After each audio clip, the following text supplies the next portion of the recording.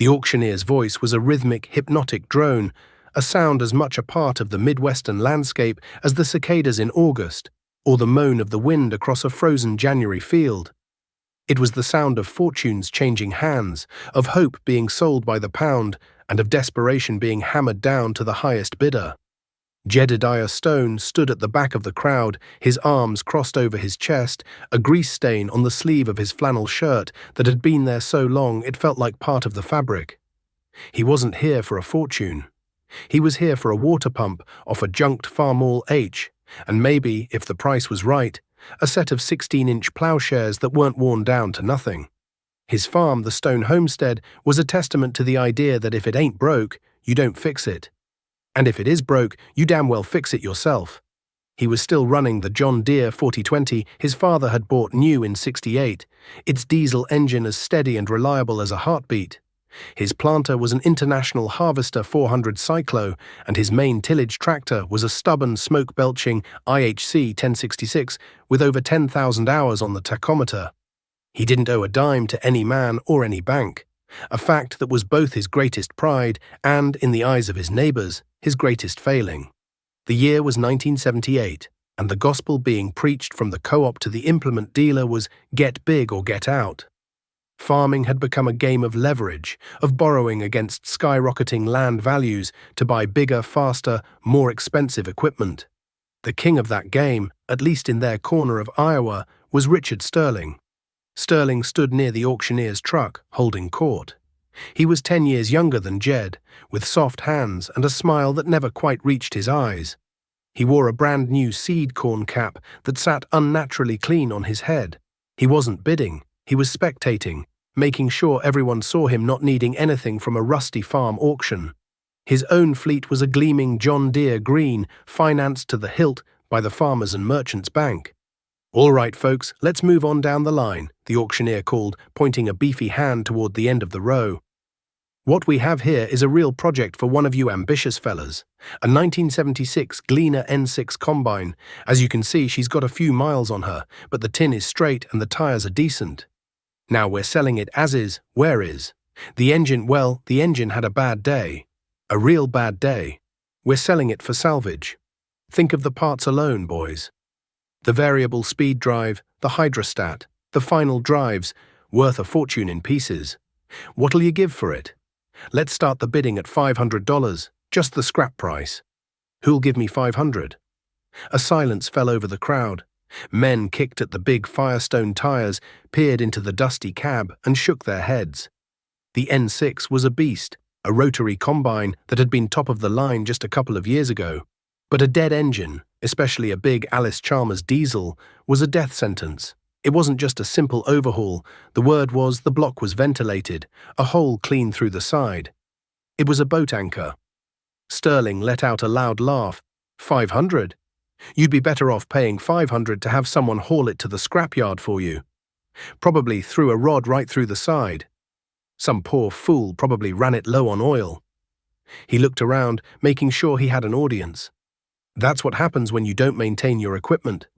Now my new 7720 Turbo, she gets her oil changed every 100 hours, on the dot. Jed ignored him. He walked slowly around the machine, his eyes missing nothing. The paint was faded, the iconic orange peeling in spots to reveal the primer underneath. But he saw what the others didn't. He saw that the unloading auger wasn't bent, that the belts, though weathered, weren't frayed to pieces. He ran a calloused hand over the big rasp bars inside the threshing cylinder. They were worn, but they had life left in them. He looked at the frame, the heavy steel backbone of the machine. No cracks, no welds. This combine hadn't been run into the ground. It had suffered a single catastrophic event. The auctioneer tried again. $500, boys, just $500 to start it. Come on, the tires are worth that. $200, a voice from the back called out. It was Jed. The crowd turned. A few men snickered. Sterling rolled his eyes dramatically. "Jedediah Stone," he said, loud enough for a dozen people to hear. "Figured you'd be sniffing around the junk pile, trying to build yourself a scarecrow." Jed's jaw tightened, but his face remained a mask of indifference. He'd been dealing with men like Sterling his whole life, men who confused debt with wealth and noise with progress. "I got $200 from the man in the flannel. the auctioneer said, a hint of surprise in his voice. "Do I hear 250? 250? Silence. The only sound was the wind whistling through the bare branches of the oak trees lining the farmstead. This wasn't an auction anymore, it was a joke. Sold. The auctioneer's hammer fell, for $200 to Mr. Stone. As Jed walked up to the clerk's table to pay his bill in cash, Sterling sauntered over, a smug grin plastered on his face. "Jed, you old dog, what in the world are you going to do with that thing? You know the block is shot, right? You can't just weld that up." Jed folded his receipt and tucked it into his wallet without looking at Sterling. "I'm aware of the condition, Richard. You going to part it out? That's a lot of work for a couple $100 in profit."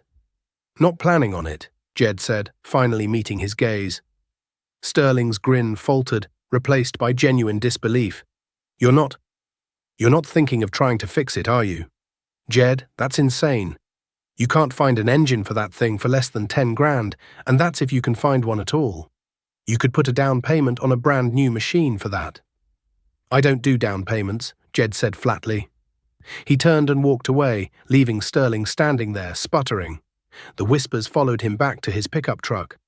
Lost his mind. That old man's stones finally snapped. He'll have that thing rusting in his weeds for the next 20 years. Jed heard it all. He'd been hearing variations of it for a decade, ever since his father passed, and he'd refused to take the banker's offer to modernize the operation. He was a relic, an antique, just like the machines he ran. Let them talk. Talk was cheap. A new combine was not. Before I tell you just how he got that mountain of dead iron home and what he found when he finally cracked open that engine block, I want to ask you all something. Have you ever bought a piece of equipment everyone else called junk, only to prove them all wrong? Maybe it was an old tractor, a truck, or even just a rusty toolbox you brought back to life. Tell me your story in the comments below. I read every single one. Getting the Gleaner home was a battle of its own. It was 15 tons of dead weight sitting 5 miles down a narrow county road. Sterling would have called a heavy hauler and written a check. Jed had his 1965 Chevy C60 grain truck and a length of logging chain. It took him the better part of an afternoon just to get the combine's big drive wheels to turn. The hydrostatic transmission was locked up tight. He had to crawl underneath with a set of wrenches, the cold mud seeping through his overalls, and manually disengage the drive motors from the final drives. Every bolt was rusted solid, fighting him with the silent, stubborn fury of neglected steel. His knuckles were raw and bleeding by the time he was done. He chained the combine's heavy rear axle to the truck's frame hitch. The old Chevy groaned under the strain. The 292 cubic inch straight-six engine, an engine known for torque, not speed, whined in its lowest gear. The tires dug into the gravel shoulder as he slowly, painstakingly dragged the orange behemoth onto the road. The 5-mile journey took 2 hours. He couldn't go faster than a walking pace, the immense weight of the combine threatening to push the old truck straight through the corners. Every time a car approached, he had to pull over as far as he dared, the combine's big grain head hanging precariously over the ditch. He saw Sterling's brand-new Ford F-250 flash by, the horn blaring a mocking rhythm. Jed just stared straight ahead, his hands gripping the steering wheel, his focus absolute. He finally pulled into his own lane as the sun began to set, painting the western sky in shades of orange and purple that mirrored the faded paint on his new, impossible project. He didn't park it in the weeds as everyone predicted. He used the 1066 and another chain to maneuver it into the cavernous space in his machine shed, the spot where a new combine should have been. For the next week, the machine shed became his entire world. He worked under the harsh glare of a single trouble light, the smell of penetrating oil and stale diesel fumes hanging heavy in the air. He started the autopsy. First, the big side shields had to come off, each one held on by a dozen bolts. Then the maze of hydraulic lines and wiring harnesses that snaked around the engine had to be meticulously labeled with masking tape and disconnected. Finally, he could get to the engine itself. He drained the oil and his heart sank. It came out not as a smooth black liquid, but as a thick metallic slurry, glittering with the fine dust of ground-up bearings. A death sentence. He pulled the massive injectors, each one the size of a small hammer. He unbolted the valve covers, revealing the rocker arms beneath. Then, with a breaker bar and a 3-foot length of pipe for leverage, he began the arduous task of loosening the head bolts. Each one broke free with a gunshot crack that echoed in the silent shed. Using his Farmall M with a homemade boom lift welded to the bucket, he carefully hoisted the cylinder head off the block. And there it was. Catastrophe. The piston in the number 4 cylinder was gone. In its place was a mangled stump of a connecting rod. Its top end shattered and blew from extreme heat. And on the side of the engine block, just below the cylinder sleeve, was a jagged fist-sized hole. Sterling had been right. A thrown rod clean through the block. The engine wasn't just dead, its very bones were broken. It was scrap iron, nothing more. The news travelled through the community with the speed of gossip at a church potluck. Jed Stone had paid $200 for a boat anchor. He was a fool, a stubborn, prideful old fool who was letting his father's legacy crumble into rust because he was too cheap to get a loan. Rich Sterling made a point of driving his new 7720 down the road past Jed's farm. The harvest was in full swing, and the difference between the two operations was stark. Sterling's machine moved through his cornfields like a great green shark, its 8-row corn head devouring acre after acre, a plume of dust and chaff billowing behind it. At night, its powerful halogen lights cut through the darkness, allowing him to run around the clock. Jed, meanwhile, was back on his ancient International Harvester 234 corn picker, mounted on his even older Farmall M. It was a 2-row machine. The work was painfully slow. He could pick in a full day what Sterling could combine in 2 hours. The old picker was loud, clunky, and inefficient. It shelled corn on the ground and left him covered in a thick layer of red dust and itchy chaff from head to toe. Every evening he'd shut it down, his body aching, and walk into the machine shed to stare at the dead gleaner. The sight of it, huge and silent and broken, was a constant mocking reminder of his gamble. He spent his nights not sleeping, but hunched over his kitchen table with a stack of salvage yard directories and a pot of black coffee. He called yards in Minnesota, Wisconsin, Nebraska, the Dakotas. The conversation was always the same. You got an engine for a Gleaner N6, Alice Chalmers 670i? A pause, the sound of flipping pages. Nope, haven't seen one of those in years. We could get you a remanufactured one, but you're looking at $12,000, maybe $13,000. $13,000. It might as well have been $1 million. He didn't have it. He wouldn't borrow it. His father's voice was a constant echo in his mind. Never let the bank own your land, son. Never let them own your iron. The minute you do, the rope's around your neck, and they're the ones holding the end of it. The pressure mounted. The corn needed to come out of the field. A wet fall snow could flatten it, and he'd lose everything. He worked harder, longer hours, from the first hint of dawn until he could no longer see the corn stalks in front of the tractor. His hands were cracked and bleeding, his shoulders burned. He was losing weight. And every day he could hear the distant, powerful hum of Sterling's new combine, a constant reminder of how far behind he was falling. The tide of the American economy began to rise in the late 1970s, and it lifted some boats higher than others. For farmers, it felt like a golden age. Commodity prices shot through the roof. Soybeans, corn, wheat, you could practically name your price. Land values, which had been climbing steadily, suddenly went parabolic. A farm that was worth $700 an acre in 1975 was suddenly appraised at $2,000, then $2,500. The banks, flush with cash and eager to lend against this newfound equity, practically threw money at anyone who owned a piece of dirt. The mantra was borrow, expand, modernize. No one embraced this new reality with more enthusiasm than Richard Sterling. He was the poster boy for the boom. He used his farm as collateral to buy the 800 acres bordering his property, taking on a mortgage that made old-timers shake their heads. He traded in his year-old 7720 for a brand-new 8820, the biggest, most powerful combine John Deere had ever made. He bought a 4-wheel-drive versatile tractor for tillage and a fleet of new grain trucks to haul his ever-expanding harvest. He was featured in the county newspaper, standing in front of his gleaming new machine shed, talking about efficiency, scale, and the bright future of American agriculture. To the bankers, he was a visionary. To his neighbors, he was a success story.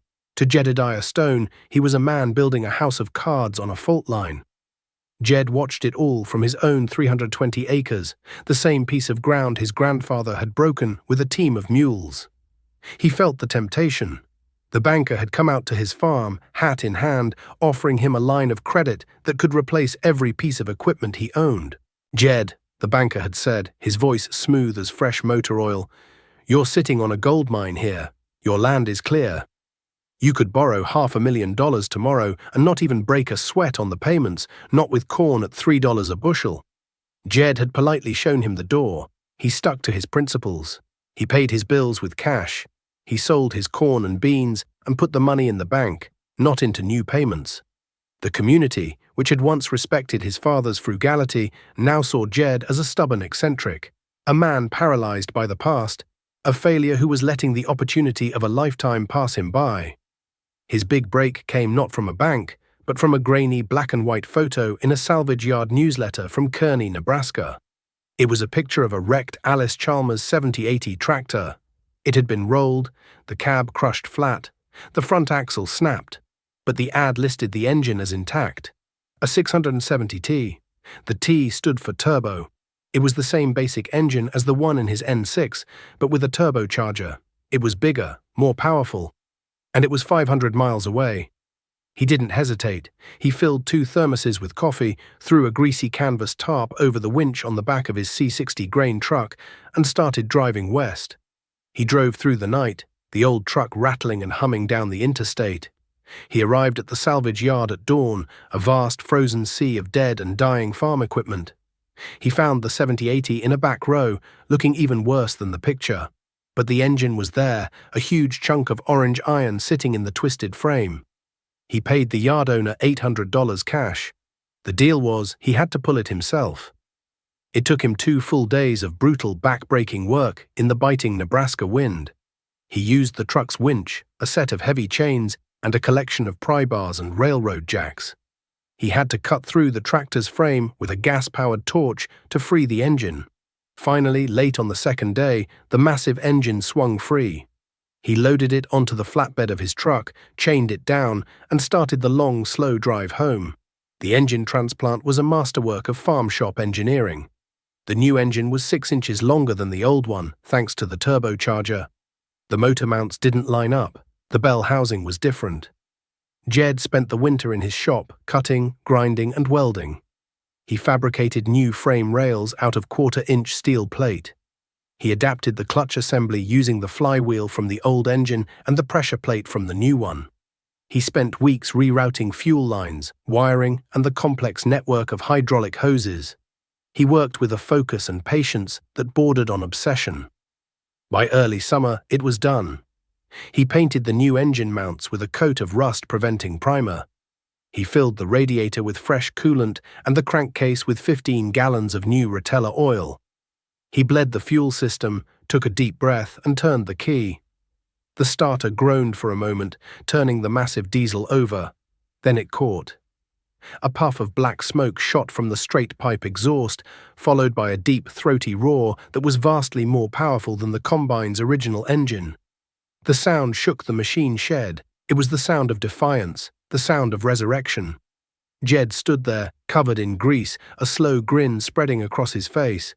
He had done it. He had taken a pile of scrap and given it a new, more powerful heart.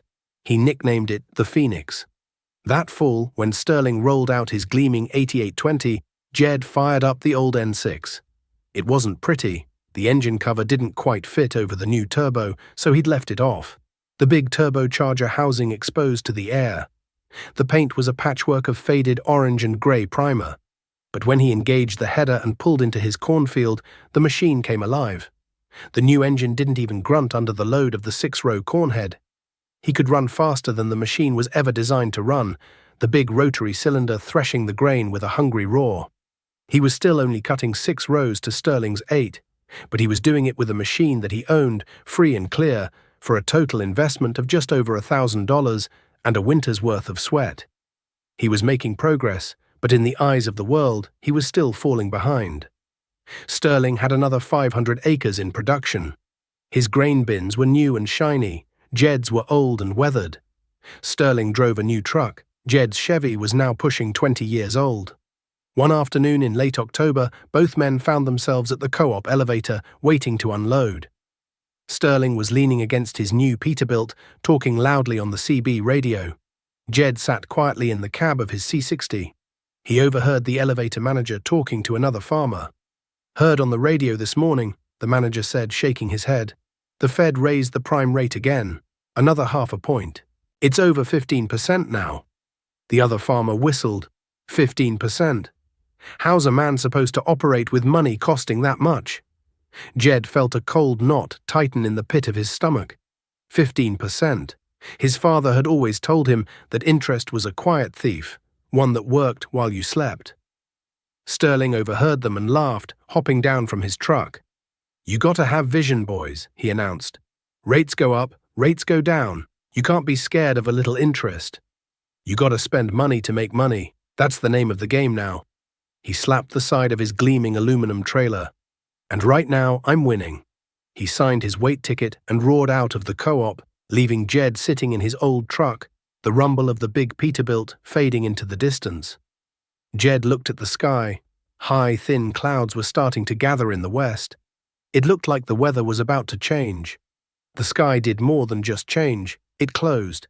The high, thin clouds of autumn thickened into a relentless brassy dome that clamped down on the horizon and refused to let go. The year turned to 1980, and the spring rains never came. May was a month of dust devils dancing across barren fields. June was a furnace blast that withered the young corn before it could tassel. By July, the creeks had shrunk to muddy trickles, and the farm ponds were ringed with wide, cracked collars of dry earth. The drought had its teeth in the heartland and would not let go. For Jedediah Stone, it was a time of conservation and caution. He cultivated his rows shallow and slow with his old 40-20, trying to preserve every drop of moisture in the soil. He watched his crops struggle, the leaves curling in the midday sun, and knew his yield would be cut in half, maybe more. It was a terrible blow, but it was one he could absorb. His costs were fixed, and they were low. His biggest expense was diesel fuel, and he bought it by the barrel, with cash. For Richard Sterling, the drought was a catastrophe of a different order. His entire operation was built on the assumption of bumper crops and high prices. His massive variable rate loans from the Farmers and Merchants Bank were predicated on yield projections that were now a cruel joke. The interest on his $500,000 land purchase and his fleet of new equipment didn't care about the weather. The payments came due with the rigid certainty of the calendar. The first public sign of trouble came in early August. Sterling's gleaming John Deere 8820, not even 2 years old, sat silent at the edge of a stunted soybean field for 3 straight days. A white service truck from the dealership in the county seat was parked beside it, its doors open, tools scattered on the ground. The gossip at the co-op was that the main hydrostatic pump had failed. It wasn't a simple mechanical part you could unbolt and replace. It was a complex, precision-built unit that had to be special ordered from the factory in Moline. The part alone was $4,000. The service call, with 2 mechanics working for 3 days, was another $1,500. Jed drove past it one evening on his way home from town. He saw Sterling standing there, hands on his hips, staring at the disemboweled machine as the dealer mechanic packed up his tools. The look on Sterling's face was one Jed had seen before at auctions. The dazed, hollow expression of a man watching something valuable and essential bleed out in front of him. Jed's own harvest was a grim, dusty affair. He fired up the Phoenix, the rebuilt Gleaner N6, and eased it into his cornfields. The turbocharged engine handled the meager crop without effort. The yield monitor, a simple mechanical counter he'd rigged up, clicked over at a depressingly slow pace. He was getting 60 bushels to the acre in a year he'd planned for 140. But the combine ran. One afternoon, a hydraulic line for the header lift rusted through and began to weep fluid. He shut the machine down, drove back to his shop, and cut a new length of hose from a roll he kept on a spool. He crimped new ends on with a tool he'd bought at a farm sale for $10. Within an hour, he was back in the field, the only cost being a few dollars for the hose and a bit of hydraulic fluid. He owned the machine, and he owned the repair. Sterling, by contrast, seemed to be fighting a war on two fronts, one against the drought, the other against his own modern equipment. After the hydrostatic pump, it was an electronic sensor for the grain loss monitor. Then a final drive started leaking, a sure sign of a failing bearing. Each problem meant another expensive call to the dealer, another day of downtime, another bill that he couldn't pay with withered crops. He was a captain on a technologically advanced ship, but he didn't know how to fix the engine. He was entirely dependent on a support system that was charging him by the hour. The cracks in Sterling's empire began to show in other ways. He was used to paying his fuel bill at the co-op at the end of the month. Now, the manager had to post a new sign by the pump. Due to current market conditions, all farm accounts must be settled within 10 days. It wasn't aimed at everyone, but everyone knew who it was for. Sterling's brand new Peterbilt, which had once roared up and down the county roads, was parked more and more often, its aluminum trailer gathering dust. He was hiring independent truckers to haul his grain, a sure sign that he couldn't afford the diesel to run his own rig. The fall of 1981 brought rain, but it was a cruel mercy. The drought had broken, but the economy was about to. The Federal Reserve, in a desperate war against inflation, had pushed the prime interest rate to an unthinkable 21%. For farmers like Sterling, who lived and died by their operating loans, it was a death sentence. The money he had borrowed in the spring at 12% for seed and fertilizer was now being calculated at a rate that would double his interest payment.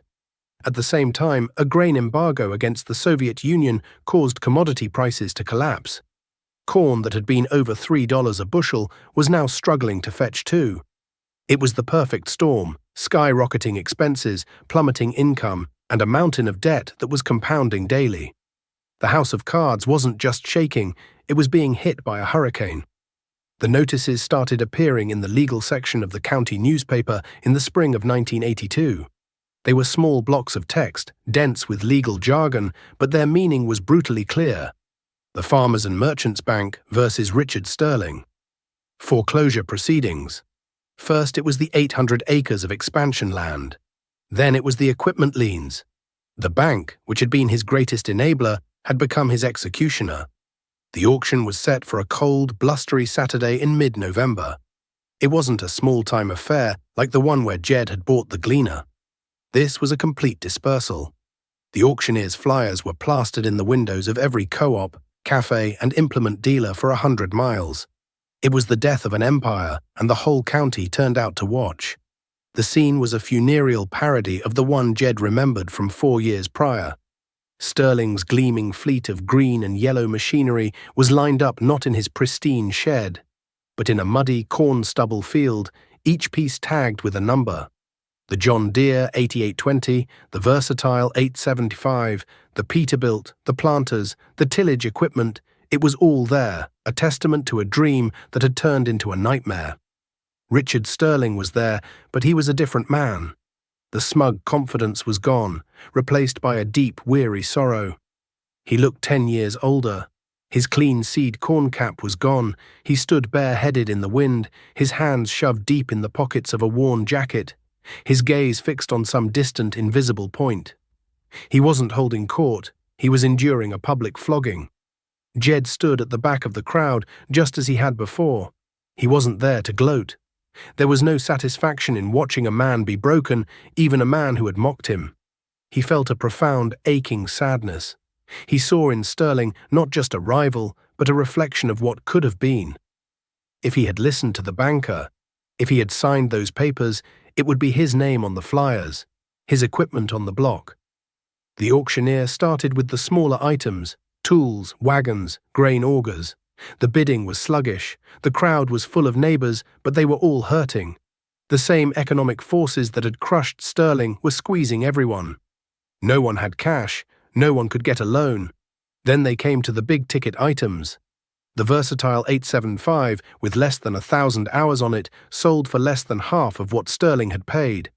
The banker, a man in a sharp suit who looked profoundly uncomfortable, stood beside the auctioneer, nodding grimly at each inadequate price. He wasn't trying to make a profit, he was just trying to stop the bleeding. Finally, they arrived at the crown jewel, the John Deere 8820. It was a magnificent machine, the pinnacle of farm technology at the time. Even covered in a layer of dust, it radiated power and potential. "All right, folks, here she is," the auctioneer boomed, his voice lacking its usual enthusiasm.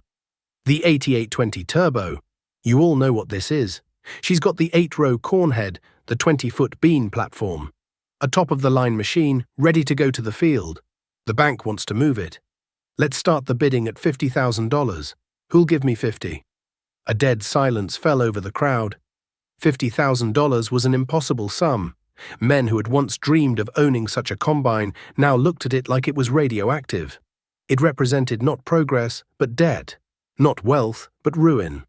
The auctioneer tried again, dropping the price to $40,000, then $30,000. The only sound was the wind whipping across the field, rattling the dry corn stalks.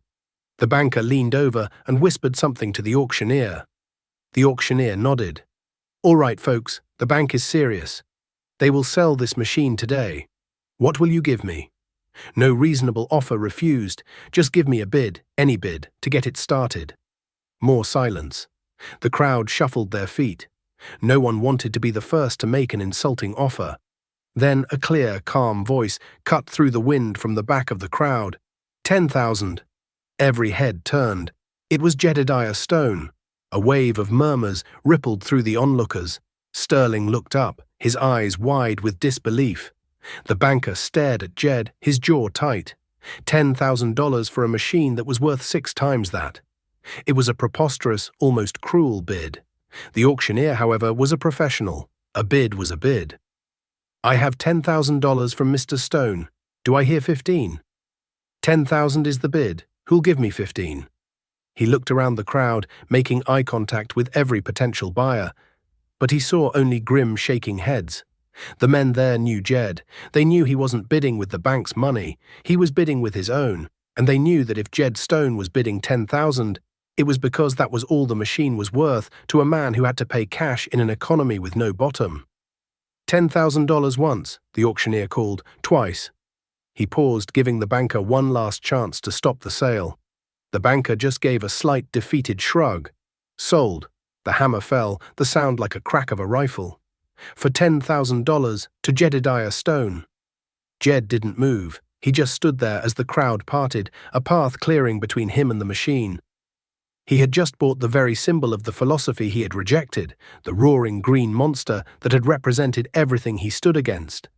And he had bought it for the price of a used pickup truck. The Vindication wasn't loud or triumphant. It was quiet, heavy, and tinged with sorrow. As Jed walked to the clerk's trailer to pay, he passed Richard Sterling. The two men stopped, facing each other for the first time that day.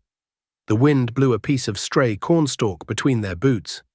"Jed," Sterling said, his voice hoarse. He couldn't seem to find any other words. Jed just nodded. "Richard." There was no "I told you so" in his eyes. There was no smugness. There was only a shared, weary understanding of the unforgiving land they both served. "What are you going to do with it?" Sterling finally asked, gesturing toward the giant combine. "You've already got the Phoenix." "I'm not sure yet," Jed said honestly, "but I know one thing. It's not going to have a lien against it." He reached into his worn canvas coat and pulled out a checkbook. He wrote out the check for $10,000, his hand steady. He didn't need to ask the clerk if a personal check was good. Everyone in the county knew that Jed Stone's word and his signature were as solid as the bedrock beneath their fields. The story of that day became a local legend. It was told and retold in the cafe over morning coffee, at the co-op waiting in line for fertilizer, and over beers at the Legion Hall. The narrative had flipped completely. Jed Stone was no longer the stubborn old fool, the relic living in the past. He was the prophet, the wise man who had seen the storm coming while everyone else was dancing in the sun. He was the one who had understood the difference between the appearance of wealth and the reality of it. Richard Sterling, once the visionary, was now a cautionary tale, a ghost of the boom times. Jed didn't run the 8820 that next year. He parked it in the back of his machine shed, a silent green giant next to his patched-up orange Phoenix. He kept farming with his old, reliable, paid-for equipment. He had a good year. The rains were timely, and prices began a slow, painful recovery. He made a profit. It wasn't a huge one, but it was his to keep. One day in the spring, Richard Sterling's pickup truck pulled into his lane. Sterling had lost the farm, the house, everything. He and his family were living in a small rental in town, and he was working bagging groceries. He got out of the truck, his shoulders slumped, and walked over to where Jed was greasing the bearings on his planter. "Jed, I came to ask you something," Sterling said, twisting the brim of his hat in his hands. "I was wondering if you had any work, fencing, field work, anything. I'm a hard worker." Jed stopped what he was doing and wiped his greasy hands on a red rag. He looked at Sterling, at the desperation in his eyes, and saw not an enemy, but a neighbor, a fellow farmer who had lost his way. "I might have something," Jed said slowly. "That 8820, it's a complicated machine, more electronics and hydraulics than I'm used to. I could use a man who knows his way around it to help me get it field ready, and then I could probably use an operator for it this fall. I can't be in 2 combines at once." Sterling stared at him, speechless. Jed was offering him a chance to run the very machine that had broken him, the symbol of his downfall. It was an act of grace so profound it left him breathless. "I'll pay you a fair wage," Jed continued, as if it were a simple business transaction. "And maybe, if things go well, we can talk about a crop share arrangement on some of my acres next year. A way for you to get back on your feet." Tears welled up in Sterling's eyes. "Why, Jed? After everything, after how I treated you?" Jed tossed the grease rag onto his workbench. He looked out across his fields, the black earth waiting for the seed. "Because this land is hard enough without us being hard on each other," he said, "and because my father always told me that a man's real wealth isn't measured by the size of his shed, but by the strength of his handshake." And so an unlikely partnership was born. That fall 2 combines moved across Jed Stone's fields. One was a faded orange Gleaner with a mismatched roaring heart driven by its owner. The other was a massive John Deere, shining in the autumn sun, driven by a man who was getting a second chance. The community watched, and they understood. Years passed, the farm crisis faded into memory, leaving deep scars on the landscape and the people. Jed grew older, his hands more gnarled, his movements slower, but his eyes as sharp as ever. He never borrowed a dime. He expanded his operation slowly, buying neighboring farms for cash when they came up for sale from retiring farmers or from the banks. He became one of the most successful and respected farmers in the state, not because he was the biggest, but because he was the most secure. Richard Sterling, working alongside Jed, eventually saved enough to buy back a small piece of his original homestead. He farmed it with older, used equipment, his days of chasing the newest and biggest thing forever behind him. He and Jed became friends, a bond forged in the crucible of failure and forgiveness. One crisp October afternoon, Jed was in his shop with his grandson, a boy of 12 with bright, curious eyes. They were working on the old John Deere 4020, changing the fuel filters. "Grandpa," the boy asked, handing him a wrench, "how come we still use this old tractor? The guys at school, their dads all have new ones with computers and air conditioning." Jed took the wrench and tightened the filter housing. He looked at the boy and then around the shop, at the collection of machines that had carried him through feast and famine. He saw the Phoenix sitting in the corner, its engine quiet, a monument to a winter of impossible work. He saw the big 8820, now just another reliable tool in the shed. He put his hand on his grandson's shoulder, a hand calloused by a lifetime of work, but gentle. "Let me tell you something," he said, his voice a low rumble. "This tractor doesn't have a payment book. That combine over there doesn't have a banker's name on the title. They're ours. There's a big difference between looking rich and being free. These machines, they helped us stay free." He pointed the wrench at the boy's chest. "Never forget that. It's not what you have that matters most. It's what you don't owe. That's a harvest that can never be taken from you." The boy nodded, not quite understanding the depth of the words, but sensing their importance. He looked at the old tractor, then at his grandfather's weathered face, and in that quiet moment in the dusty machine shed, a legacy was passed on, as solid and enduring as the land itself.